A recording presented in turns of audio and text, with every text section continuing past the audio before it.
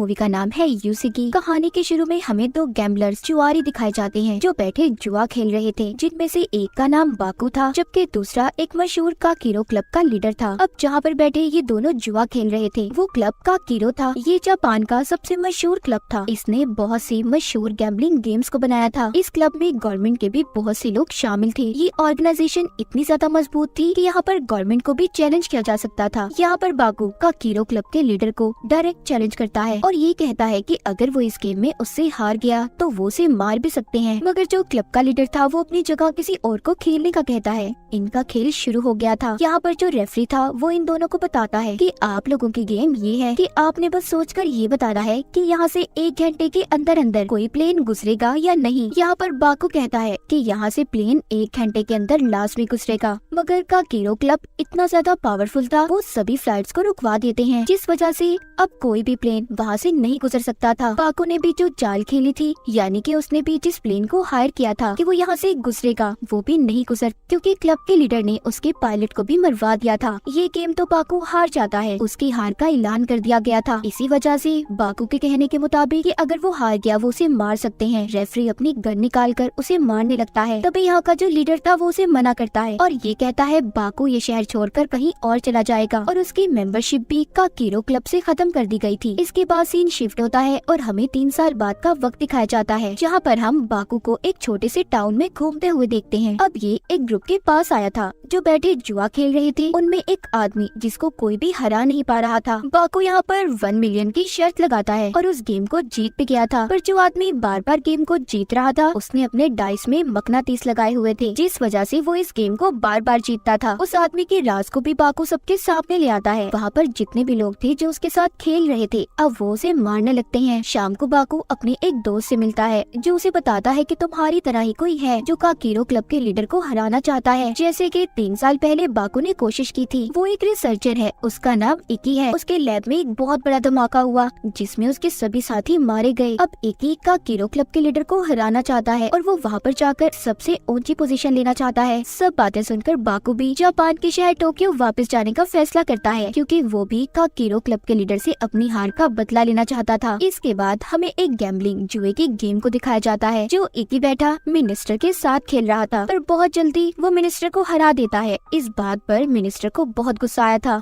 वो अपने साथियों से गेम के रेफरी को मारने का कहते हैं, क्योंकि उन्हें ऐसा लग रहा था कि रेफरी ने इकी की मदद की है। अब रेफरी पर जब मिनिस्टर हमला करवाता है तो रेफरी भी यहाँ पर लड़ाई करने में काफी माहिर था। वो थोड़ी ही देर में मिनिस्टर के आदमियों को और उसे मार देता है, जिसके बाद अब वही रेफरी इकी के पास जाता है और उसका असिस्टेंट बनने की ऑफर करता है, जिस पर इकी भी मान गया था। दूसरी तरफ हम बाकू को देखते हैं जो टोक्यो शहर पहुंच चुका था। वो वहाँ पर एक लड़के केजी से मिलता है। केजी दिल का तो बहुत अच्छा इंसान था, पर उसके दोस्तों के धोखे की वजह से उस पर बहुत बड़ा कर्ज चढ़ चुका था। बाकू को उसकी ऐसी हालत पर बहुत तरस आता है और वो उससे ये कहता है कि अगर तुम चाहो तो तुम्हारा कर्ज मैं अदा करने में मदद कर सकता हूँ। केजी जो बहुत परेशान था वो उसकी बात को मान जाता है। शाम को अब ये दोनों एक क्लब में जाते हैं जो बाकू की दोस्त का था। यहाँ पर बाकू के पास अब जो भी पैसे थे वो उससे गेम खेलता है और अपनी चालाकी से गेम को जीत गया था। क्लब में सभी बाकू की इस जीत पर बहुत हैरान थे। उसके दोस्त को भी उसकी ऐसी जीत पर हैरानी हो रही थी, क्योंकि उसने 5 मिलियन को जीता था। अब वो सारे पैसे केजी को दे देता है ताकि वो अपना कर्ज अदा कर दे और आसानी से अपनी जिंदगी गुजार सके। बाकू उसे सारे पैसे देकर और गुड बाय बोलकर वहाँ से चला गया था,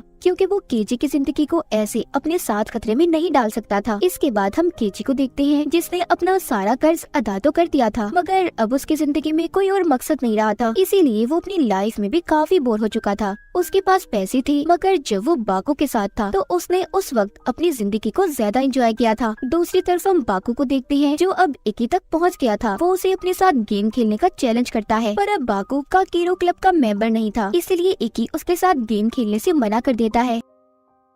जिसके बाद बाकू अपने दोस्त के पास क्लब में जाता है। वो उससे मदद मांगता है क्योंकि वापस से वो काकीरो क्लब का मेंबर बनना चाहता था। उसकी दोस्त बाकू से कहती है कि तुम्हें किसी ऐसे इंसान को तलाश करना होगा जो खुद तुम्हें अपनी मर्जी से क्लब की मेंबरशिप, उसका कार्ड तुम्हारे हवाले कर दे, तभी तुम दोबारा काकीरो क्लब के मेंबर बन सकते हो। उसकी दोस्त उसे एक बूढ़े आदमी के बारे में बताती है जिसके पास काकीरो क्लब की मेंबरशिप थी। वो कहती है वो आदमी तुम्हारे काम आ सकता है, पर वो थोड़ा पागल है, तुम्हें संभल कर उससे मिलना होगा। वो ही है जो तुम्हें अपनी मेंबरशिप दे सकता है। बाकू की दोस्त उसे कुछ और बताती, वो उसकी आधी बात सुनकर वहाँ से चला गया था। अब जब बाकू जा रहा था तो उसे दोबारा केजी मिलता है, जो दोबारा से उसे ये कहता है कि मैं दोबारा से तुम्हारे साथ रहना चाहता हूँ। बाकू उसकी बात को मान गया था और अब ये बूढ़े आदमी से मिलने का प्लान बनाते हैं, जिसके बारे में बाकू की दोस्त ने इसे बताया था। इनका प्लान ये था कि दोनों उस बूढ़े आदमी के पास गरीब बनकर जाएंगे। अब ये ऐसा ही करते हैं। इनका प्लान कामयाब भी हो गया था। वो बूढ़ा आदमी इनकी ऐसी हालत देखकर इन्हें गैम्बलिंग जुआ खेलने की ऑफर करता है, जिसके बाद वो इन दोनों को अपने घर ले आया था, जो एक जंगल में था। वो बूढ़ा आदमी इन्हें गेम के बारे में बताता है कि इन्होंने उसके कुछ जानवरों को पकड़ना होगा और उसके लिए इन्हें कुछ वक्त दिया जाएगा। अगर तुम ऐसा करने में कामयाब हो गए तो मैं तुम्हें इनाम में 10 मिलियन दूंगा। यहाँ पर बाकू रेफरी से मिलता है, जो काकीरो क्लब की तरफ से आया था। बाकू अब उस बूढ़े आदमी से ये कहता है,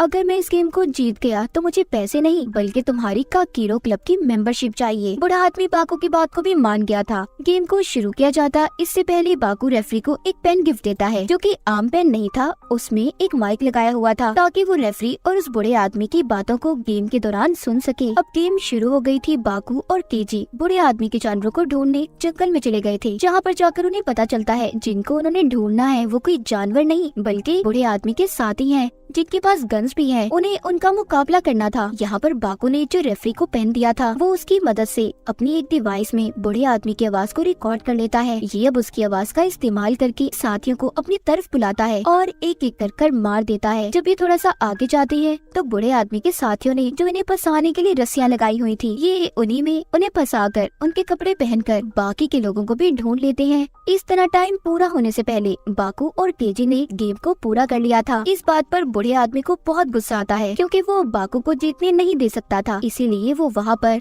एक और आदमी को बुलाता है, जो कोई और नहीं बल्कि उसका बेटा था, जो किसी बीमारी की वजह से मॉन्स्टर में बदल चुका था। पर उसकी एक कमजोरी थी, उसको हर 15 मिनट बाद नींद आ जाती थी। जो बाकू और केजी उसे देखते हैं जो उनकी तरफ आ रहा था, ये दोनों डर जाते हैं और वहाँ से भाग गए थे और एक गोदाम में जाकर छुप जाते हैं, जिधर उन्हें बेहोश करने की दवा मिलती है, जिसको देखकर बाकू को अब एक आइडिया आया था। वो अब उस दवा का इस्तेमाल करके बूढ़े आदमी के बेटे को बेहोश कर देता है। थोड़ी देर बाद ही वो बूढ़े आदमी से मेंबरशिप कार्ड हासिल करने में कामयाब हो गया था, यानी कि उसने वक्त पूरा होने से पहले इस गेम को जीत लिया था। अब जब इनके पास रेफरी आता है तो वो केजी को काकीरो क्लब का मेंबर बनने की मुबारकबाद देता है, मगर केजी ये सुनकर काफी हैरान हो गया था। यहाँ पर हमें पता चलता है कि काकीरो क्लब के लीडर ने हमेशा के लिए बाकू की मेंबरशिप को कैंसिल किया था और यही वजह थी बाकू अपने साथ केजी को लाया था ताकि वो इसके खेल में उसके काम आ सके। इसलिए बाकू ने अपने बदले की मेंबरशिप केजी को दिलवाई थी। केजी जो कि रेफरी को मेंबरशिप लेने से मना कर रहा था, पर यहाँ पर रेफरी कहता है तुम फिक्र नहीं करो, तुम्हारे साथ कुछ गलत नहीं होगा, तुम्हें बाकू पर यकीन करना है। उधर दूसरी तरफ बाकू अब बूढ़े आदमी के बेटे के पास जाता है। वो उसका मास्क उतार कर देखता है, जो कोई मॉन्स्टर नहीं था बल्कि उसकी ट्रेनिंग ऐसी की गई थी कि वो एक मॉन्स्टर लगे, पर वो अभी भी एक आम इंसान था। बाकू अब उसका मास्क हटाकर उसे अपने साथ शामिल होने की ऑफर करता है। बूढ़े आदमी का बेटा भी उसकी टीम में शामिल हो गया था। आगे हमें इकी के लैब को दिखाया जाता है। यहाँ पर हमें पता चलता है कि उसके साथियों के साथ असल में हुआ क्या था। इकी की जो इजाद थी वो उस बारे में दूसरे मुल्कों को भी बताना चाहता था बगैर किसी पैसों के, पर वहाँ की गवर्नमेंट ने उसे ऐसा करने की इजाजत नहीं दी। इसलिए वो लैब में इकी के लिए तोहफा भेजते हैं, जिसमें बॉम्ब था, जिस वजह से इकी के सभी साथी मारे गए थे और उस एक्सीडेंट में उसकी आंखें चली जाती हैं। इकी अंधा हो गया था, इसीलिए वो काकीरो क्लब का मेंबर बनकर वहाँ की गवर्नमेंट से अपनी इस हालत का बदला लेना चाहता था। वो दिन भी आ गया था जहाँ पर बाकू और इकी की गेम शुरू होनी थी। उन्हें सब लोग लाइव देख रहे थे, जिनमें काकीरो क्लब के मेंबर्स भी थे। उनमें बाकू की दोस्त भी शामिल थी। जैसे ही बाकू और इकी क्लब में आती है, उन्हें देखकर सब बहुत एक्साइटेड थे। वहीं पर इकी का असिस्टेंट केजी को डरा देता है और गलती से उसकी गन से गोलियां चलवाकर वहाँ के कैमरे को खराब कर देता है। जो लोग ऑनलाइन इन्हें देख रहे थे वो इन पर पैसों की बेट लगाते हैं और साथ ही साथ हारने वाले की सजा को भी डिसाइड करते हैं, जिसमें सजा ये थी कि हारने वाले को उसके पार्टनर के साथ फांसी पर लटका दिया जाएगा। हम इसी दौरान काकीरो क्लब के लीडर को भी देखते हैं, जो ये सब देखकर काफी खुश हो रहा था कि लोगों ने उनकी गेम पर कितना पैसा लगाया है। इनकी गैम्बलिंग गेम शुरू हो गई थी। रेफरी बताता है कि हर प्लेयर को अपने ओपोनेंट यानी दूसरे से कार्ड लेना होगा बगैर देखे और फिर उन कार्ड्स को अपने कार्ड के साथ मैच करना है। इन्हीं में वो एक ओल्डमेट कार्ड्स के बारे में भी बताता है, जिनमें टोटल 5 तक नंबर थे। अगर किसी प्लेयर के पास टोटल 11 नंबर हुए तो वो हार जाएगा। यहाँ पर रेफरी ये भी कहता है कि आप दोनों किसी भी चाल का इस्तेमाल कर सकते हैं, मगर शर्त ये है कि दूसरे प्लेयर को इस बारे में कुछ भी पता न चले। पहला राउंड शुरू हो जाता है जिसमें इकी सही कार्ड लेता है, जबकि बाकू पहली बार में ही ओल्ड मेट कार्ड को चूज कर लेता है, जिसे देखकर सब परेशान हो गए थे। पर बाकू को तो जैसे कोई फिक्र ही नहीं थी, वो बिल्कुल रिलैक्स लग रहा था। दूसरी बार में बाकू गलत कार्ड लेता है, जिससे अब वो हार के काफी करीब था। ये देखकर उसके दोस्त और केजी काफी परेशान थी, क्योंकि उन्होंने बाकू पर अपने सारे पैसे लगा दिए थे। तीसरी बार बाकू फिर ओल्ड मेट कार्ड लेता है, जिससे अब उसके नंबर टोटल 10 हो चुके थे। अब जब आखिरी राउंड शुरू होता है तो बाकू को एक की चाल का पता चल गया था। वो एक डिवाइस की मदद से उसके कार्ड को देख पा रहा था, इसीलिए बाकू अपना पसंदीदा बिस्किट खाता है और आखिरी राउंड को खेलना शुरू करता है। उसे पता चल गया था कि इकी कैमरास की मदद से सब कुछ देख पा रहा है। वैसे तो वो अंधा था, पर किसी ने उसके अंदर ऐसी डिवाइस को लगाया था जो सीसीटीवी कैमरास के साथ जुड़ी थी। यहाँ पर बाकू अब अपनी चाल खेलना शुरू करता है। वो इकी के कार्ड्स को देख लेता है, जिससे अब वो ओल्ड मेट कार्ड को आगे रखता है। इकी उन्हीं कार्ड्स को लेता है। अब इकी के पॉइंट कम और बाकू के ज्यादा होने लगे थे। जब इकी की असिस्टेंट ये देखती है कि बाकू बेईमानी कर रहा है, तो वो अपने बॉस इकी को बताने लगती है, पर यहाँ पर कोई भी किसी की मदद नहीं कर सकता था, इसीलिए रेफरी उसे चुप रहने का कहता है। बाकू गेम को जीत चुका था और इकी के बारे में भी वो सबको बता देता है कि इसने सारे खेल में बेईमानी की है। अब ये सब देखकर इकी के असिस्टेंट को गुस्सा आ रहा था। वो बाकू पर हमला करने वाला था, तभी रेफरी उससे लड़ता है और इसी लड़ाई में इकी का असिस्टेंट मारा जाता है। अब जैसा कि हारने वाले को फांसी पर लटकाया जाना था, इकी और उसके साथी के साथ ऐसा ही होता है, पर मरने से पहले इकी ने अपनी हार को कबूल कर लिया था। कहानी के आखिर में हम बाकू और उसके साथियों को देखते हैं, जो गैम्बलिंग एरिना यानी कि जुआ खेलने वाले क्लब में जा रहे थे। और इसी के साथ ये कहानी यहीं पर खत्म हो जाती है।